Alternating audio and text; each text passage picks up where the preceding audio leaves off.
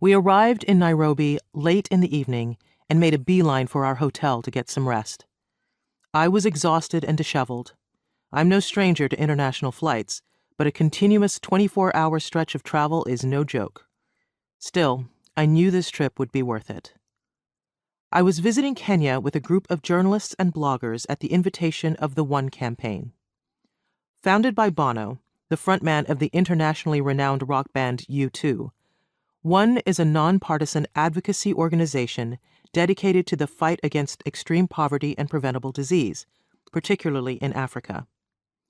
The purpose of our trip was to share first-hand accounts of what we witnessed, in the hopes that with our stories of the progress being made in Kenya, we would inspire the readers of our words, and in my case, the viewers of my photographs, to join in the fight against poverty.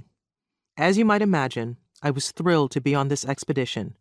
While I had visited Africa before, this was my first trip to this region, fulfilling a lifelong dream of finally seeing the bustling city of Nairobi with my own eyes. That dream would have to wait a few days. At dawn the next morning, our jet-lag group made its way back to Jomo Kenyatta International Airport to take an early domestic flight to Kisumu, Kenya's third-largest city, on the shores of Lake Victoria. Although I didn't know it at the time, Kisumu and its surrounding Nyanza province was ground zero when it comes to infectious diseases. HIV, tuberculosis, and malaria, among others, were common in the region, and the highest prevalence of those diseases in Kenya was in this area. Nyanza province also happens to be one of the poorest places in the country. Our mission was to witness the work that the Kenya Medical Research Institute, KEMRI, the scientific research arm of Kenya's Ministry of Health, was doing in collaboration with the U.S. Centers for Disease Control and Prevention, or the CDC. Our flight landed and we boarded a bus for the quick drive to the site, where we split up into groups of 2 to shadow HIV home healthcare workers. These dedicated folks were KEMRI's representatives who traveled throughout the countryside, testing families for HIV and counseling them on how to reduce the spread of the disease.